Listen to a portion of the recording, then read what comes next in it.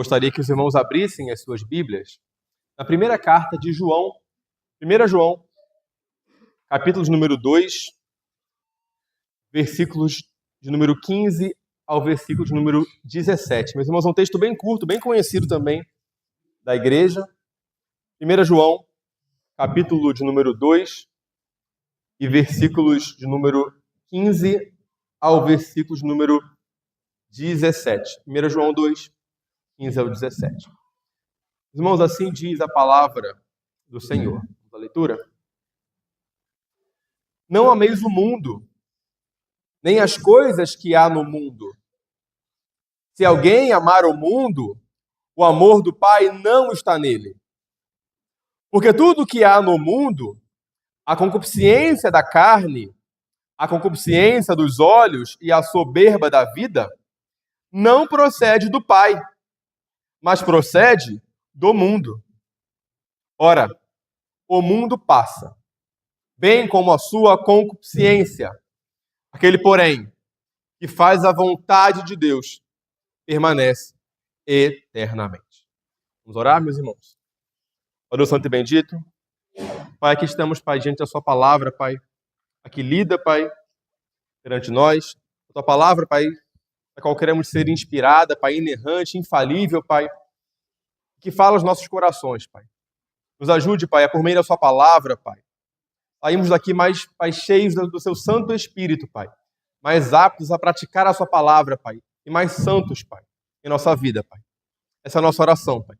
Ilumine, Pai, as nossas mentes e corações para entendermos a sua palavra. Essa é a nossa oração, em nome de Jesus, com o perdão dos pecados. Amém. Meus irmãos, algo que é interessante a respeito das cartas de João, do apóstolo João, é exatamente a sua maneira pela qual ele as escreve.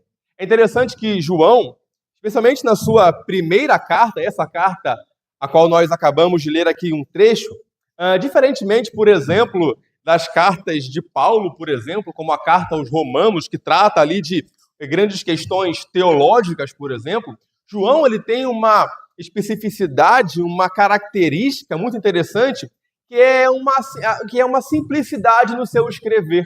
João, ele escreve com muita simplicidade. João não está preocupado aqui em abordar grandes temas teológicos ou temas difíceis de entender, mas João ele se preocupa sempre em ir direto ao ponto, em ser alguém muito prático, muito objetivo, em ser alguém muito simples e alguém muito claro naquilo que ele pretende dizer. Por exemplo, lá na sua carta, no seu primeiro capítulo, versículo 6, ele vai dizer assim: se afirmamos que temos comunhão com ele, mas andamos nas trevas, mentimos.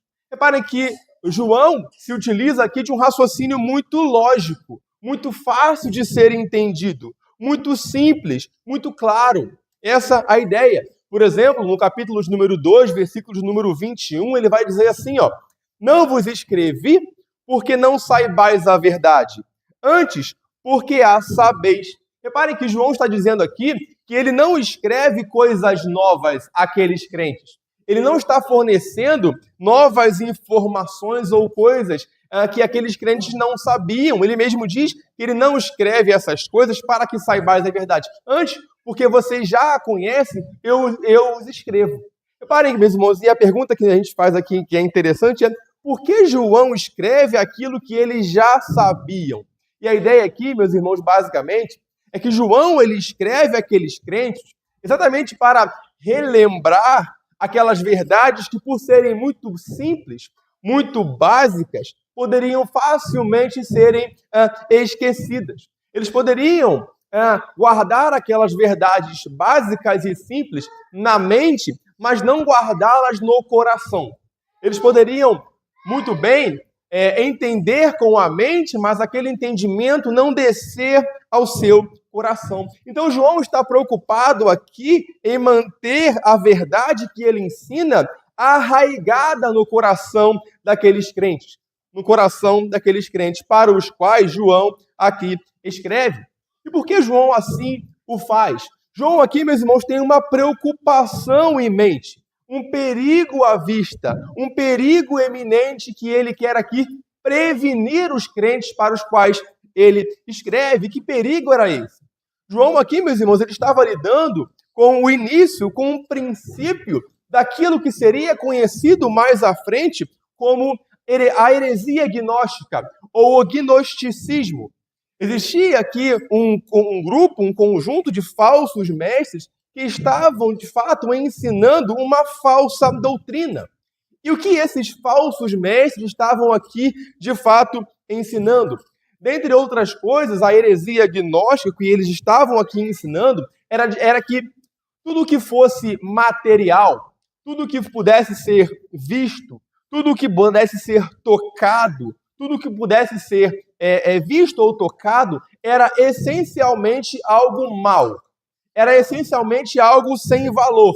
Era essencialmente algo sem importância. Por exemplo, o mundo físico era visto por esses mestres, falsos mestres gnósticos, como algo mau. E a lógica é, se o mundo é matéria e, portanto, se o mundo é mau, o Deus perfeito e bom jamais poderia tê-lo criado. E, portanto, esses falsos mestres negavam que Deus criou o mundo. Essa é a ideia. Por exemplo, se o corpo humano é mau, se o corpo físico era visto como algo mau, algo sem importância, sem valor, a ideia aqui é de que o Filho de Deus, perfeito e santo, jamais poderia ter se encarnado, segundo essa lógica, num corpo humano. Então eles negavam também a encarnação de Cristo. E o ponto aqui, meus irmãos, é o seguinte: se o corpo ele é mau, entendido aqui também como sem valor, não importava para esses falsos mestres o que se fizesse com esse corpo, uma vez que ele não tinha nenhuma importância. A ideia é, se o corpo é mau, se o corpo físico não tem importância, por que não entregá-lo aos prazeres carnais, como o mundo comumente faz? Se o corpo ele é mau, por que não entregá-lo à imoralidade, como o mundo certamente comumente o faz? Se o corpo é mau, ou seja, se o corpo não tem a menor importância, por que não entregá-lo à prostituição, como o mundo faz? A ideia é, por que não usar o meu corpo como o mundo o usa? Então os gnósticos diziam, esses falsos mestres, que não havia nenhum problema em ser um cristão e, ao mesmo tempo, viver como o mundo vive. Em ser um cristão e usar o corpo como o mundo o usa. E João, então, vai dizer assim, não ameis o mundo. Então a ideia aqui de João é exatamente essa. Não, havia sim um grande problema em querer ser um cristão e, ao mesmo tempo, viver como o mundo vive. De modo que os crentes para os quais ele escreve, e a nós, João diz, não ameis o mundo.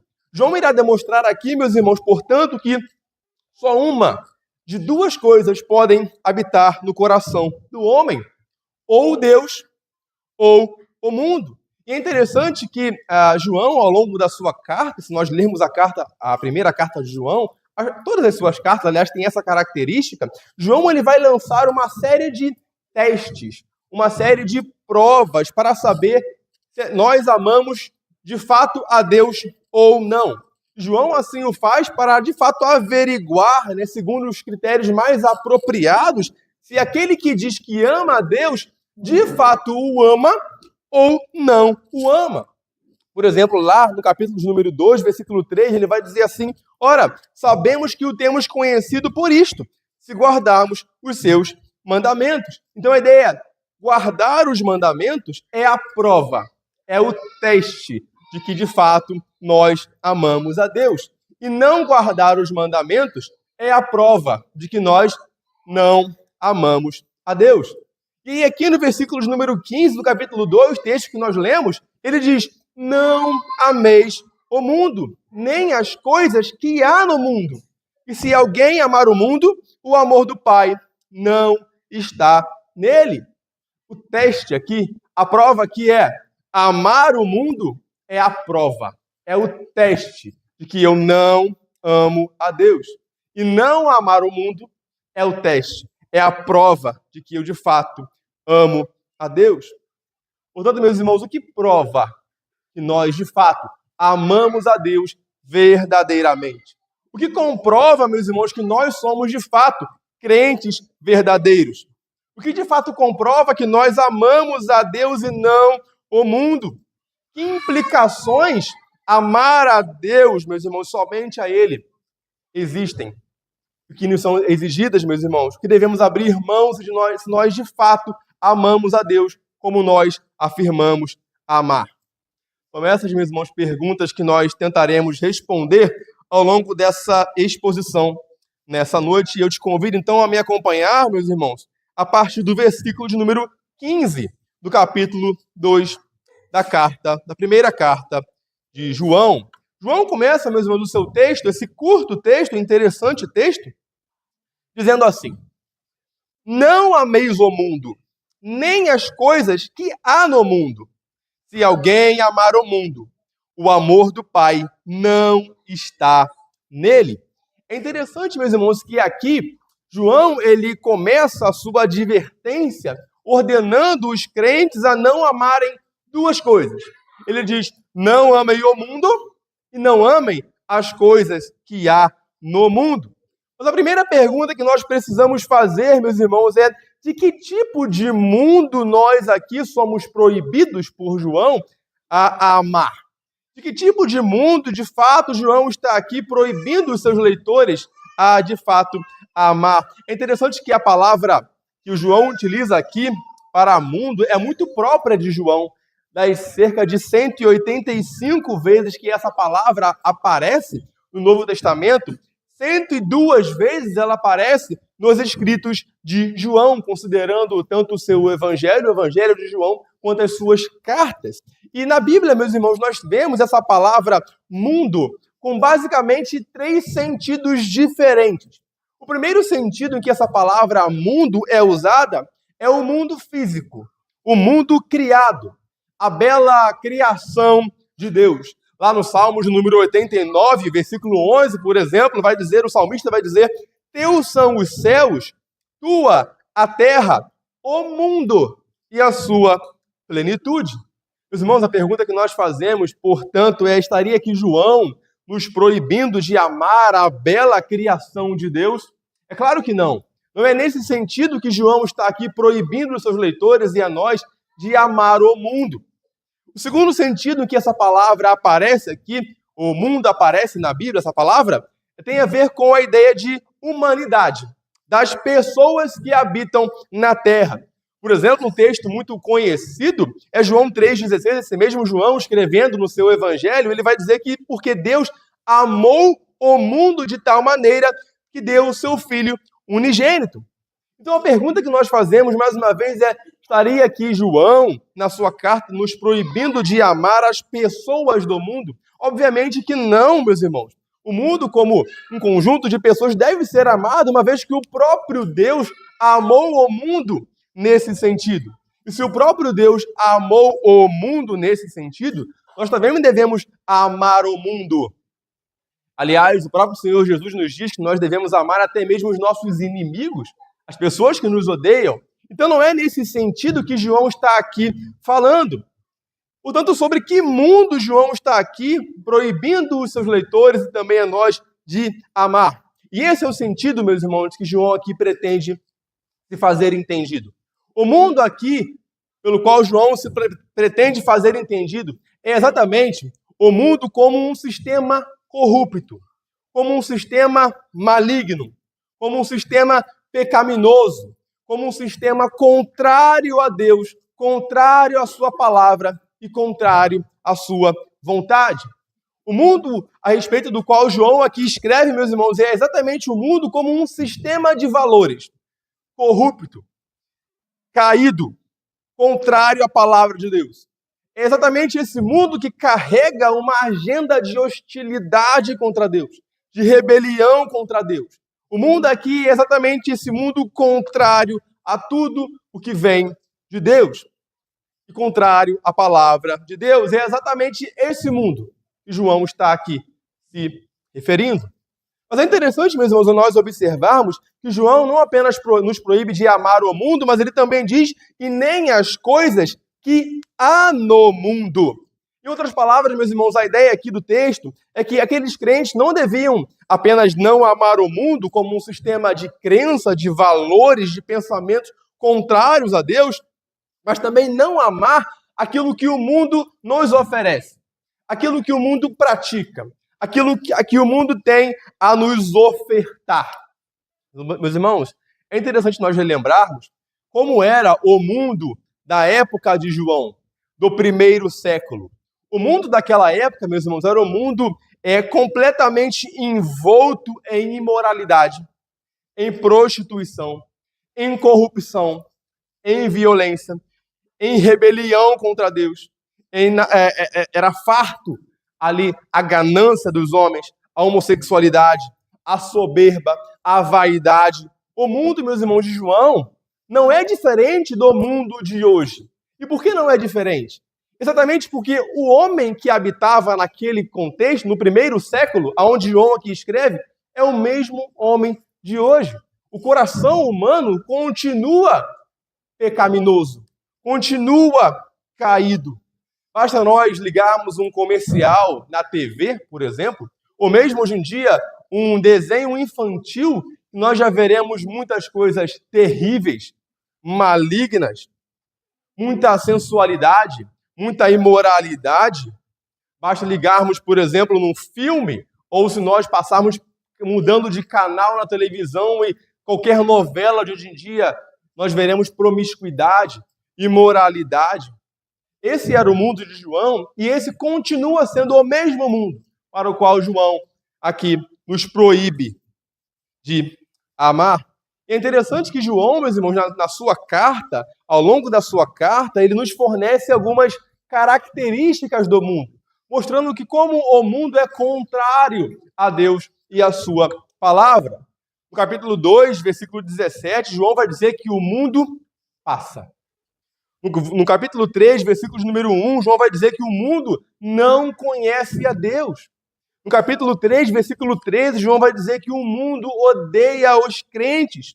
E no capítulo 4, versículo 1, João vai dizer que o mundo é o lugar onde habitam os falsos profetas, o anticristo e os descrentes. E por fim, no capítulo 5, versículo 19, João vai dizer que o mundo jaz no maligno. O mundo é controlado pelo maligno. O mundo, meus irmãos, é exatamente essa completa oposição ao Deus santo, ao Deus verdadeiro. O mundo, meus irmãos, e Deus, portanto, representam dois sistemas de valores completamente antagônicos, completamente contrários. E é exatamente desse mundo que João nos proíbe aqui de amar. Ele continua no seu texto ali dizendo: se alguém amar o mundo, o amor do Pai não está nele. A ideia aqui, meus irmãos, é que é impossível para alguém amar ao mesmo tempo a Deus e amar ao mesmo tempo o mundo. O amor a Deus e o amor ao mundo não podem coexistir lado a lado. O amor a Deus e o amor ao mundo são autoexcludentes, são totalmente contrários. O amor a Deus e o amor ao mundo não se misturam de fato e de modo algum. A ideia de João aqui, meus irmãos, é que no coração do homem só há lugar para um grande amor. Só há lugar para amarmos somente um Deus. Ou o Deus verdadeiro, ou os falsos deuses do nosso coração. É incompatível amarmos duas coisas completamente antagônicas ao mesmo tempo. Essa verdade, por exemplo, meus irmãos, que o Senhor Jesus vai dizer lá em Mateus capítulo 6, versículo 24, quando ele diz: ninguém pode servir a dois senhores, porque ou há de aborrecer-se de um e amar ao outro, ou se devotará a um e desprezará ao outro. Tiago, na sua carta, no capítulo 4, versículo 4, ele diz: infiéis, não compreendeis que a amizade do mundo é inimiga de Deus? Aquele, pois, que quiser ser amigo do mundo, constitui-se inimigo de Deus. Irmãos, uma lição que nós aprendemos aqui, que é muito interessante, é que não existe neutralidade em nosso coração. Não existe neutralidade no coração humano. Todo homem, sem exceção, meus irmãos, é um ser religioso. Todo homem, sem exceção, adora e ama algo ou alguém. Não existem, de fato, ateus de verdade. Mesmo o ateu que diz que não crê em Deus, ele crê no seu Deus, no seu falso Deus, no seu ídolo, seja ele mesmo, seja a ciência, seja qualquer outra coisa, ele sempre está adorando algo. Ele sempre está adorando a alguém. O ser humano, meus irmãos, sempre está escolhendo um Senhor, sempre está escolhendo um lado. E a pergunta é a quem nós temos amado. A pergunta não é se nós temos amado alguém ou algo, porque nós temos amado alguém ou algo. A pergunta é quem estamos amando. A Deus ou aos nossos ídolos? A Deus ou o mundo? Essa é a questão. E é interessante, meus irmãos, nós pensarmos a respeito disso, uma vez que quando Deus ama algo, ele necessariamente odiará o seu oposto. Por exemplo, se Deus ama a vida, necessariamente ele odiará o aborto, o assassinato. Se Deus ele ama a paz, logo ele odiará a violência. Se Deus, por exemplo, ama a justiça, logo ele odiará a injustiça. Se Deus ama a santidade, logo ele odiará o pecado. Reparem, meus irmãos, como Deus é um Deus santo. E por ser santo, ele se ira contra o pecado. Há uma ilustração, uma história interessante, onde um autor ele conta, num comentário, ele diz que, certa feita, houve uma excursão de alunos de uma escola a um hospital. E naquele ambiente, a enfermeira ali, que servia de guia para aqueles alunos, dentro do hospital, ela explicava àqueles alunos sobre a importância de se lavar as mãos. E aí, ao final da excursão, um dos alunos levanta a mão e pergunta: por que vocês lavam tanto a mão aqui, ou as mãos aqui no hospital? E a enfermeira responde: por duas razões. A primeira é porque nós amamos a saúde. E a segunda é porque nós odiamos a doença. Reparem, meus irmãos, amar algo necessariamente implica em odiar o seu oposto. Essa é a ideia. Nós amamos a Deus, nós odiaremos o que Deus odeia. Somos crentes verdadeiros, meus irmãos. Nós, de fato, amaremos o que Deus ama e odiaremos o que Deus odeia. O salmista, no Salmo 97, versículo 10, diz: vós que amais o Senhor, detestai o mal. Paulo, escrevendo aos Romanos, capítulo 12, versículo 9, diz: detestai o mal, apegando-vos ao bem. Essa é a ideia. Uma outra lição, meus irmãos, que nós aprendemos aqui é de que se nós somos crentes verdadeiros, se nós somos crentes de fato e de verdade, verdadeiros amantes de Deus, nós sempre devemos estar preparados para sermos odiados pelo mundo. Se nós somos crentes verdadeiros, meus irmãos, é completamente natural que nós sejamos odiados pelo mundo. E se nós não estamos sendo odiados pelo mundo, há algo de errado em nós. Se o mundo nos vê como grandes amigos, se o mundo nos vê como pessoas legais, que não os ameaçam, que não falam contra o que eles praticam, há algo de errado em nós. O mundo deve sim nos odiar, deve olhar para a igreja de Cristo e, de fato, a odiar. É o caminho natural. Quando nós falamos as coisas das quais eles odeiam ouvir, a verdade das quais eles odeiam ouvir. 1 João capítulo 3, versículo 13, João vai dizer: não vos maravilheis se o mundo vos odeia. É muito comum hoje, nós vemos a era do cancelamento, né? Basta você expressar o seu ponto de vista cristão ou conservador e você será odiado. Basta você ser contra o aborto, o mundo te odiará. Basta você ser contra as drogas ou contra outros pecados claramente denunciados pela Bíblia e o mundo te odiará. Há uma matéria interessante que certa feita fora feita pela jornal Gazeta do Povo em 22 de maio de 2021, cuja manchete dizia assim: Justiça determina que youtuber exclua vídeo em que ele defende, olha o absurdo que ele defende, casamento entre homem e mulher. Esse era o conteúdo. Ele fez um vídeo afirmando e defendendo o casamento entre homem e mulher. E a justiça, de fato, aqui determinou que esse youtuber excluísse esse vídeo. Um vídeo que falava algo óbvio, algo claro, algo básico, que o mundo ainda assim passa a odiar. Nós vimos recentemente o assassinato de um ativista conservador e cristão nos Estados Unidos, Charles Kirk, simplesmente por falar a verdade. Tanto do ponto de vista político, quanto do ponto de vista religioso. Ele falava de Cristo nos seus vídeos também. E aquelas pessoas das universidades simplesmente foram mortas por expressar as suas opiniões. E esse é o mundo, meus irmãos, que nos odeia. Esse é o mundo aqui em que vivemos e que João nos diz para nós não amarmos. A ideia é: vocês não ganharão nada amando aqueles que lhes odeiam. Vocês não terão nenhuma vantagem nisso. Amar aqueles que os odeiam trará a vocês maior desgraça ainda. Não trará a vocês maior segurança. Não faz sentido amarmos aqueles que nos odeiam. Não devemos e não podemos esperar nada além de ódio do mundo. Essa é a ideia. No versículo 16, meus irmãos, agora, João ele vai passar a descrever esse mundo e tudo o que há nesse mundo.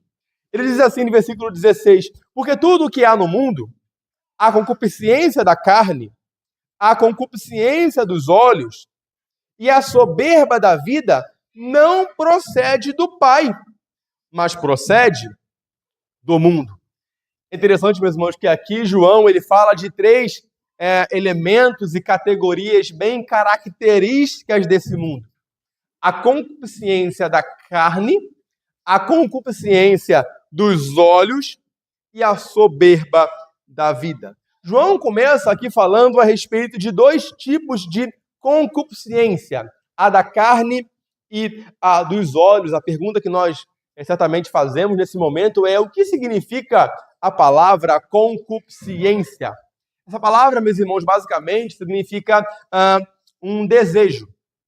Contudo, essa palavra aqui não se trata de um simples, mero desejo, como nós desejamos, por exemplo, comer um lanche no final de semana, ou almoçar algo diferente num fim de semana. A ideia aqui não é de um mero e simples desejo. A ideia de concupiscência aqui é de um desejo incontrolável, de um desejo indomável, de um desejo que não tem limite, de um desejo que controla, de um desejo que domina, de um desejo que escraviza o homem, de um desejo que pode ser saciado, porém nunca silenciado. Ele sempre volta.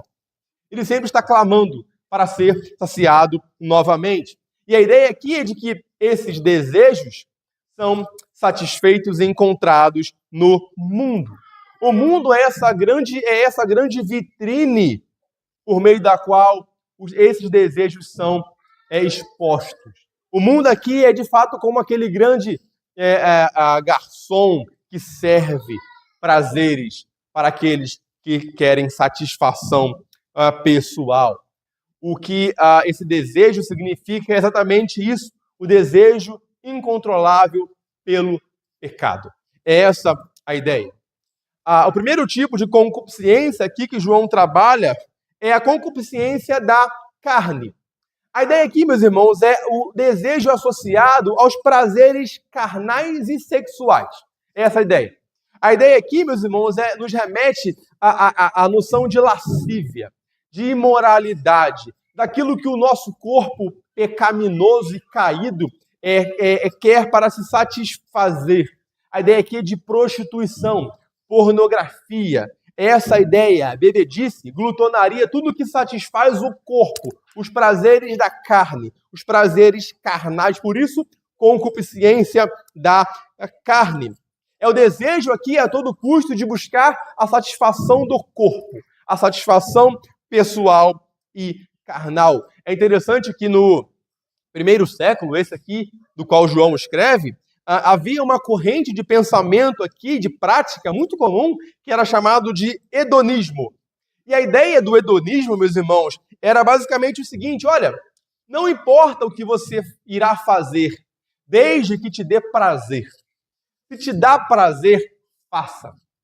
Não importa se você acha certo ou errado, mas se te dá algum prazer, faça. O que importa é ter prazer.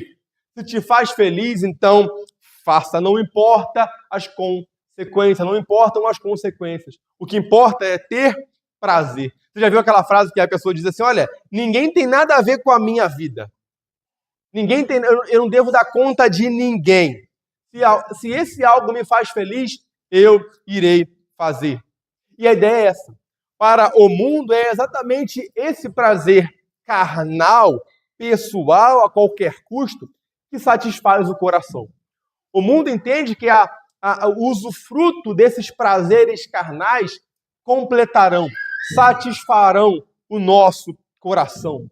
E o que nós aprendemos aqui, que João nos ensina, meus irmãos, é exatamente a verdade de que, como crentes, nós devemos estar certamente convictos de que nada nesse mundo satisfará plenamente o nosso coração. O nosso coração, meus irmãos, ele só estará plenamente satisfeito quando ele se alegrar unicamente em Deus. O John Piper, um pastor norte-americano, tem uma frase muito interessante e conhecida, em que ele diz assim: Deus ele é mais glorificado em nós quando mais satisfeitos estamos nele. A ideia é, quanto mais satisfeitos nós estamos em Deus, menos nós iremos querer pecar.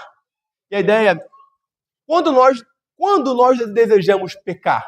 Exatamente quando a nossa alegria ela deixa de estar em Deus e unicamente em Deus e passa a ser qualquer outra coisa. Nós queremos pecar quando nós queremos dar a atenção e a importância que é devida somente a Deus em outra coisa. Nós queremos dar a outras coisas a atenção e a importância devidas somente a Deus. Mas se nós estamos satisfeitos nele, alegres nele, contentes em Deus, menos nós iremos querer pecar. É essa a ideia. É essa a ideia. Paulo, escrevendo aos Gálatas, capítulo 5, versículo 16, ele diz: digo, porém, andai no Espírito e jamais satisfareis a concupiscência da carne. Repare aqui, meus irmãos, que a concupiscência tem a ver com o desejo. E reparem que o pecado para João, na Escritura como um todo, não é apenas o ato em si, a prática de algo. O pecado também está e pode estar no desejo. Se esse desejo for um desejo pecaminoso. É essa a ideia. Por exemplo, o Senhor Jesus escrevendo lá, falando lá em Mateus capítulo 5, versículo 28, ele diz: eu, porém, vos digo, qualquer que olhar para uma mulher com intenção impura no coração, já adulterou com ela. Reparem que o adultério aqui, para o próprio Senhor Jesus, não é somente a prática de um ato. O desejo em si, de olhar com intenção impura, esse desejo já é pecado. O desejo pecaminoso. Mateus capítulo 15, versículo 19, o Senhor Jesus também diz: porque do coração procedem maus desígnios, homicídios, adultérios, prostituição, furtos, falsos testemunhos, blasfêmios. Reparem que antes da prática em si, há um desejo pecaminoso, um desejo de pecar. E João está aqui, meus irmãos, proibindo os seus crentes de terem, de fato, esse desejo pecaminoso. Devemos nos livrar e fugir mesmo dos desejos pecaminosos. E a nossa oração é exatamente essa: que o Senhor nos ajude, meus irmãos, a termos o cuidado, a sermos santos, também em nossos pensamentos, também com os nossos desejos, não apenas com a nossa prática, mas também com o nosso desejo, com o nosso coração. Mas há mais uma concupiscência da qual João aqui ele trabalha aqui no texto.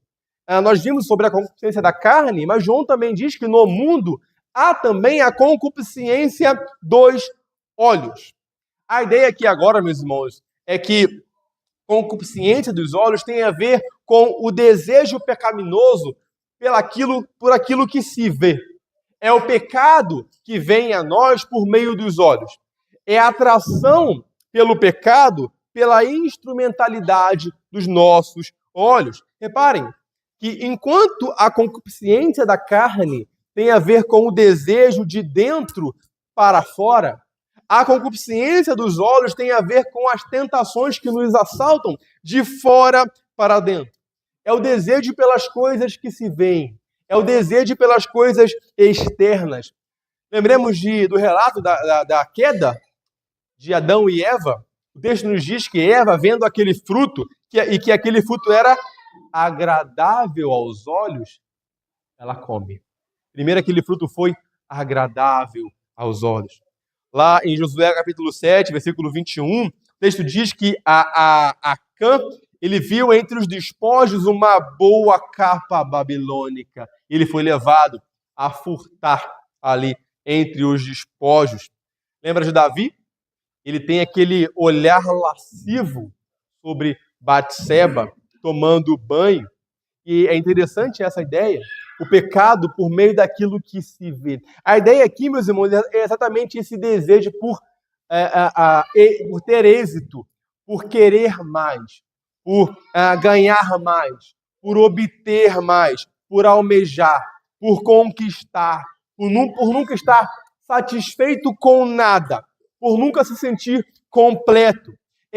A ideia aqui é dessa incapacidade de alguém ver alguma coisa sem desejar, sem tornar aquela coisa um símbolo de segurança. A ideia é, sem aquilo, eu não sou feliz, eu não serei feliz, eu preciso daquilo. E ela almeja aquilo como o seu porto seguro. Ela faz daquilo o seu ídolo.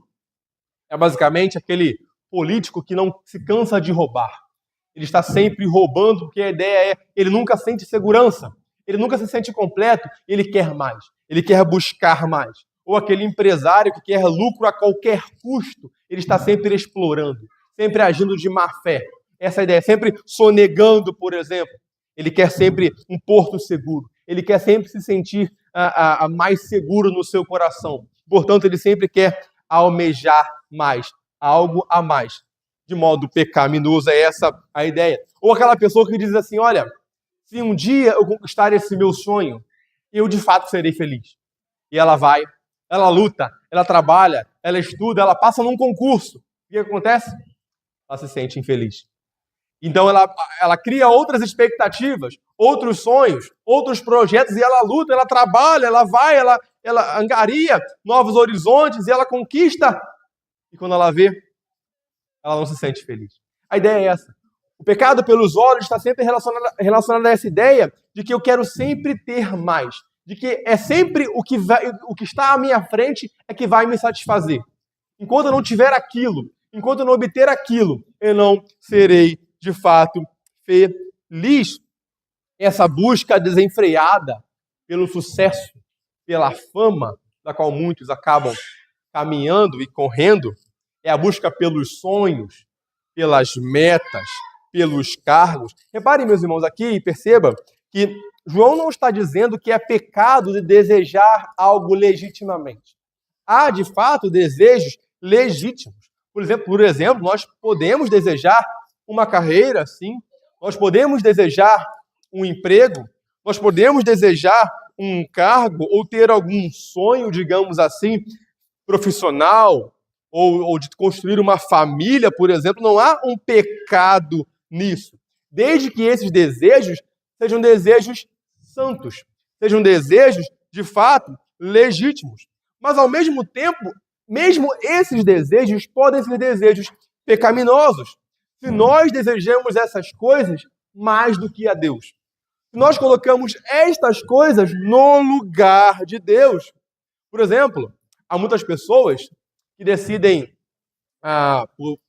em algum momento da sua vida, estudar para um concurso público. E essa pessoa, ela faz de tudo. Ela começa a querer estudar sempre mais. Pensando que a sua concorrência pode ultrapassar, então ela está sempre preocupada em estudar mais. E se essa pessoa for uma crente ou um crente, e ela decide estudar, por exemplo, no domingo, negligenciando o culto ao Senhor de manhã ou à noite e o dia do Senhor, ela estará pecando. Porque ela está colocando os seus sonhos, as suas metas, os seus desejos acima do Senhor, acima de Deus. Não priorizando o dia que o Senhor o chamou e nos chamou para adorá-lo. Reparem, não há pecado em estudar para um concurso. O pecado é fazer disso um ídolo e colocar essas coisas no lugar de Deus. É essa a ideia aqui. O problema é quando nós, meus irmãos, desejamos e almejamos algo à parte de Deus. Fazemos das nossas próprias vontades um fim em si mesmo. E essa é a ideia. Essa é a ideia. A mentalidade, meus irmãos, humana mesmo, está sempre preocupada em construir um nome para si, em conquistar algo para si, em construir para si uma grande torre de Babel, né? Lembra da passagem? Os homens construíram ali para, de fato, meus irmãos, o texto lá diz, né? Para que nós tornemos célebre o nosso nome. Lembra da mentira da serpente para Eva? Olha, é certo que não morrereis se comeres do fruto, porque Deus sabe que no dia em que dele comerdes, se vos abrirão os olhos e sereis como Deus.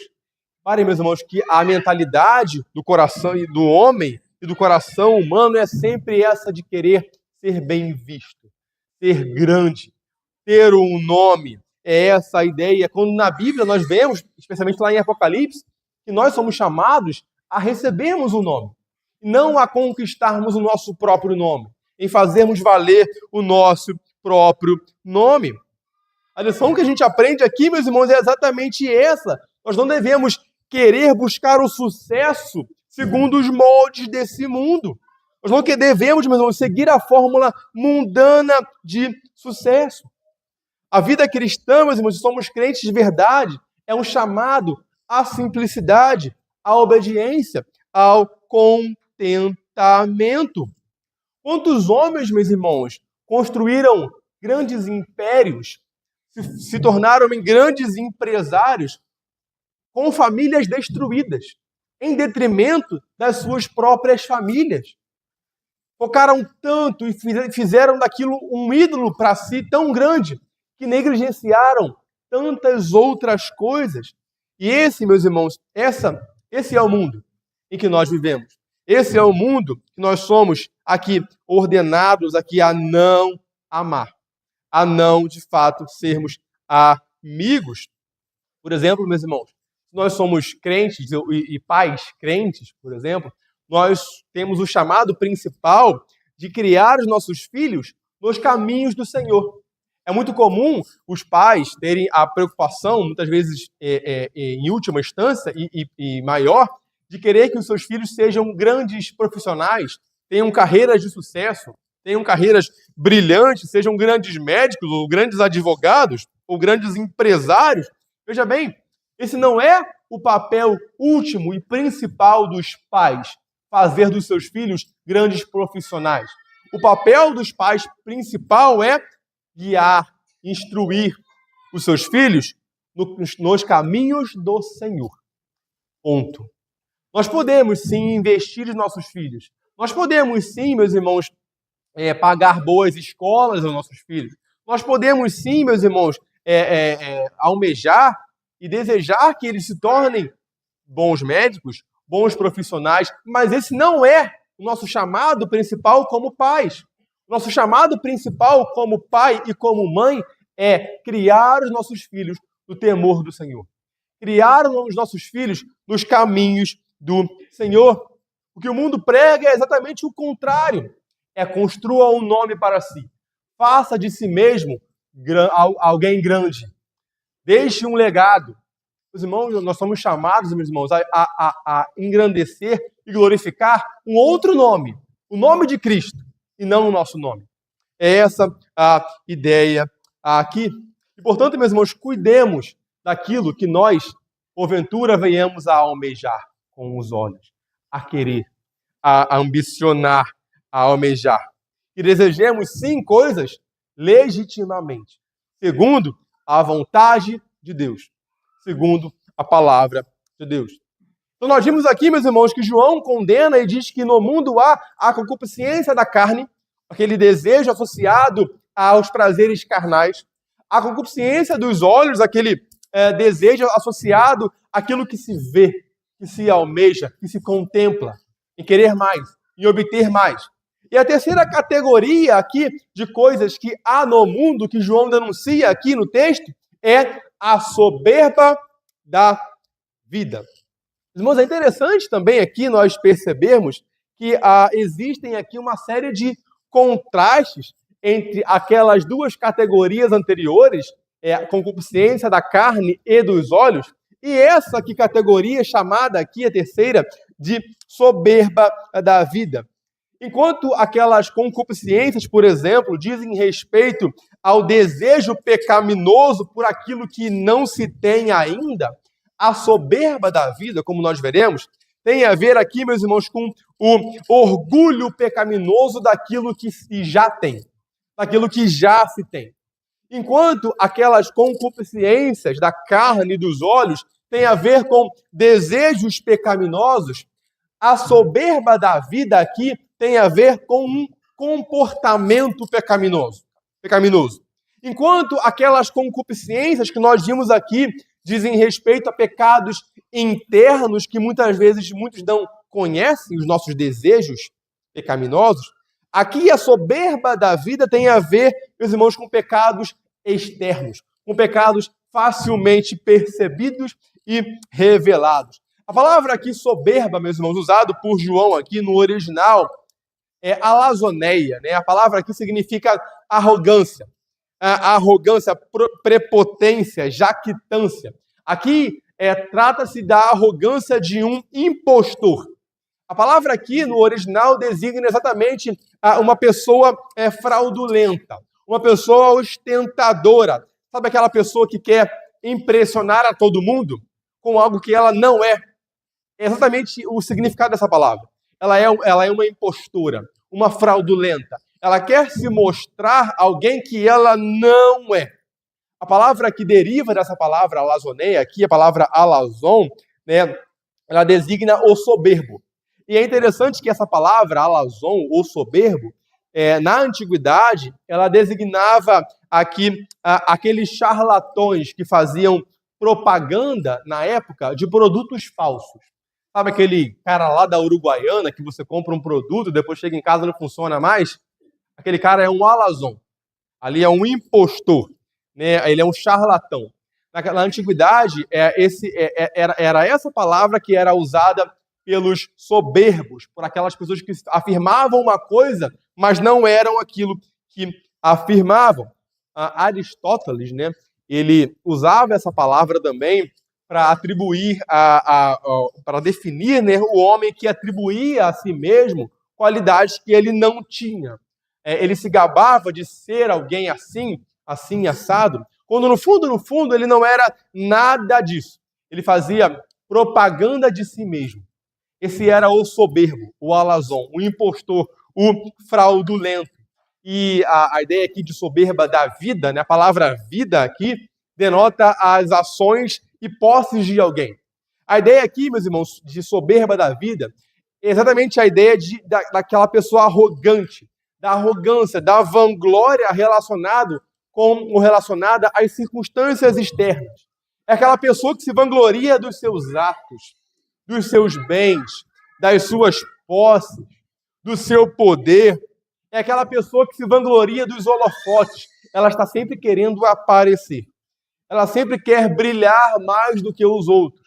Ela sempre quer ofuscar os outros. Sabe aquela pessoa que se orgulha do seu conhecimento teológico, muitas vezes, ou do seu conhecimento em alguma determinada área? Esse é o soberbo aqui descrito. É a pessoa que, de fato, se vangloria do que tem, do que acha que é, do que acha que tem, do seu poder, da sua influência. É exatamente essa pretensão orgulhosa de querer viver arrogantemente, soberbamente, orgulhosamente, de modo aqui autossuficiente, à parte de Deus. É essa a ideia. A ideia daquela pessoa que diz assim, olha, eu me basto. Eu não preciso de ninguém. Eu dou conta da minha própria vida. Meus irmãos, é exatamente aquela pessoa que, se você perguntar, ela fala assim, olha, você acha que vai para o céu? Ela vai dizer assim, é claro que eu vou para o céu. Eu tenho feito bem às pessoas. Eu tenho doado para a caridade. Eu tenho sido uma boa pessoa. Eu não tenho cometido nenhum tipo de roubo ou de furto. Aliás, eu nunca cometi. Eu tenho sido uma pessoa excelente. Esse é o soberbo. Ela acha que não é pecadora. Ela acha que não merece o inferno. Ela acha que merece o céu. Essa é a soberba da vida, descrito aqui por João. Irmãos, há um pregador escocês que tem uma frase interessante que nos ajuda a entender aquilo que João está aqui expondo aqui e ensinando aos crentes da sua época e a nós hoje. E essa frase diz assim, abre aspas, se você se descobrir amando qualquer prazer mais do que suas orações, qualquer livro mais do que a Bíblia, qualquer casa mais do que a casa de Deus, qualquer mesa mais do que a mesa do Senhor, qualquer pessoa mais do que a Cristo e qualquer esperança mais do que a expectativa do céu, cuidado, você pode estar amando o mundo. Olha que interessante, meus irmãos. Quantas vezes nós ansiamos por tantas coisas que não são as coisas pelas quais nós devemos ansiar. Nós ansiamos tantos sonhos humanos, tantas metas humanas, e nós colocamos as promessas de Deus em último lugar, ou como de pouca importância, ou como coisas que estarão ainda muito longe para acontecer. E nós, por isso, nós não amamos a Deus como nós devemos amar, como nós devemos nos entregar, de fato, a Ele. Então, portanto, meus irmãos, que nós peçamos a Deus, meus irmãos, que nos conserve humildes, cientes da nossa posição nele, meus irmãos, e que nós possamos, de fato, estarmos dispostos a amar a Deus acima de qualquer coisa, e especialmente acima, meus irmãos, de nós mesmos, do nosso próprio coração, dos nossos próprios anseios, por ora, pecaminosos, idólatras, que não agradam ao Senhor. Que nós, de fato, amemos a Deus verdadeiramente e acima de qualquer coisa, acima do nosso prazer carnal, acima da nossa ambição pecaminosa que os nossos olhos querem, assim, satisfazerem, e acima, meus irmãos, da nossa arrogância, da nossa prepotência, de nos acharmos como alguém que nós não somos de fato. Caminhando para o final, meus irmãos, João aí, versículos número 17, vamos ler juntos? Ele diz assim, leiamos, ora, o mundo passa.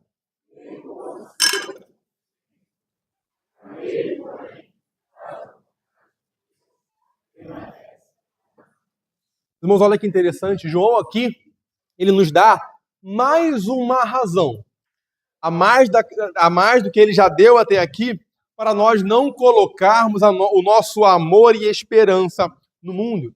E a razão que João dá aqui tem a ver exatamente com o caráter efêmero do mundo. Tem a ver com o caráter passageiro do mundo, o caráter transitório desse mundo, o caráter temporário desse mundo. A ideia aqui de João, meus irmãos, é exatamente de que nada nesse mundo é duradouro. Nada nesse mundo, meus irmãos, tem caráter permanente. Tudo nesse mundo passa. As pessoas passarão, os nossos desejos passarão, os nossos anseios passarão, as posses passarão, os prazeres passarão. Não há nada de fato duradouro, nada permanente nesse mundo. O que João está contrastando aqui, meus irmãos, são duas realidades, dois tipos de vida completamente opostos. A vida que é vivida para o tempo, para o aqui e o agora, e a vida que é vivida para a eternidade. Esse é o contraste que João está aqui fazendo. De modo que o homem que se apega a este mundo passageiro, a esse mundo que está passando, a esse mundo transitório, a esse mundo efêmero, ele está entregando a sua vida ao que não tem futuro, aquilo que se findará em breve, aquilo que se acabará em breve. Por exemplo, meus irmãos, você que gosta, por exemplo, de investir, você colocaria o seu dinheiro num banco prestes a falir? Num banco que você sabe ou presume que daqui a um tempo irá à falência? Você não fará isso, porque você sabe que o investimento em algo transitório, em algo passageiro, é um péssimo negócio. E a ideia de João aqui é exatamente essa. E o investimento nesse mundo é um péssimo negócio. É um péssimo investimento. Há uma história interessante de que quando John Rockefeller, o primeiro bilionário do mundo, quando ele morreu, perguntaram para o seu contador no cemitério: quanto o doutor John Rockefeller deixou da sua fortuna? E o seu contador ele diz assim: olha, ele deixou tudo. Ele não levou nem um centavo. As suas riquezas se foram. Porque ele se foi. Ele não tem mais nada. É passageiro. Esse mundo passa, as posses passam, tudo irá passar. E a ideia é exatamente essa aqui para João. Esse mundo, esse sistema maligno e corrupto, ele findará, incluindo os seus próprios prazeres. Serão exterminados, serão de fato, entrarão de fato em colapso, é essa a ideia. Paulo escrevendo aos Coríntios, ele diz no capítulo 7, versículo 31, porque a aparência desse mundo passa. Não apenas esse mundo passará, e a ideia aqui é essa, mas aqueles que colocam nele a sua esperança também passarão. Enquanto que aqueles que colocam a sua esperança no que é eterno, de fato, permanecerão eternamente. É essa a ideia. Nós colocamos os nossos anseios, a nossa satisfação naquilo que é passageiro, meus irmãos, que não é eterno, nós só colheremos instabilidade, nós só colheremos frustração, nós só colheremos insegurança. E é por isso que o investimento nesse mundo é um péssimo negócio. O nosso coração só será, de fato, plenamente satisfeito naquilo que é eterno. O nosso coração só será satisfeito em Deus, naquilo que, de fato, é eterno. Há uma frase bem interessante, bonita, de Agostinho de Hipona, em que diz assim, abre aspas, fizeste-nos, Senhor, para ti, e o nosso coração anda inquieto, enquanto não repousas em ti. Fizeste-nos, Senhor, para ti, e o nosso coração não encontrará satisfação em momento, em lugar algum, enquanto não achar o Senhor, enquanto não repousar no Senhor. Meus irmãos, caminhando para o final, é interessante aqui, meus irmãos, que nós vimos, né, amar a Deus e não amar o mundo não é um caminho fácil. Mas nós temos um exemplo de alguém que amou a Deus sobre todas as coisas. E esse exemplo é o do nosso Senhor Jesus Cristo. O próprio Senhor Jesus Cristo, meus irmãos, diz lá em João, capítulo 16, versículo 33, eu venci o mundo. Meus irmãos, o Senhor Jesus, ele venceu o mundo, certamente, meus irmãos, amando o seu Pai. Por meio do amor ao seu Pai, ele venceu o mundo.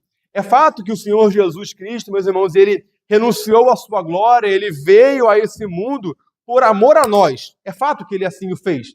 Mas, em primeiro lugar, ele assim o fez em obediência ao seu Pai, em amor ao seu Pai, demonstrando que ele, o Senhor Jesus, amava o seu Pai sobre todas as coisas.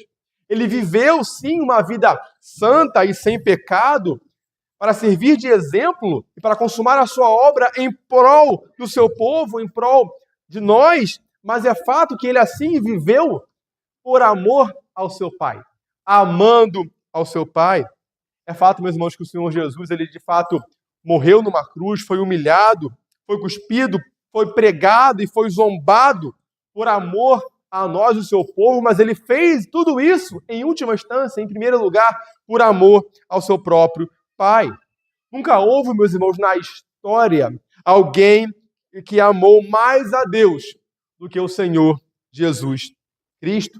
Nunca houve maior amor, meus irmãos, a Deus do que o amor do seu próprio Filho pelo seu Pai. Jesus nos ensina, meus irmãos, a como amar a Deus sobre todas as coisas. Há uma frase interessante, escrita na lápide de um pregador chamado Leonard Ravenhill, e a frase diz assim: as coisas pelas quais você tem vivido têm valido a morte de Cristo? As coisas pelas quais você tem vivido têm valido a morte de Cristo? As coisas pelas quais você tem vivido, você as tem vivido por amor a Deus ou por amor ao mundo? Que o nosso coração, meus irmãos, esteja, de fato, naquele que é o único capaz de preenchê-lo plenamente. Que é o único capaz de satisfazê-lo plenamente. Que ele esteja, meus irmãos, em Deus. Que ele esteja em Cristo. Que Deus nos abençoe, meus irmãos. Amém.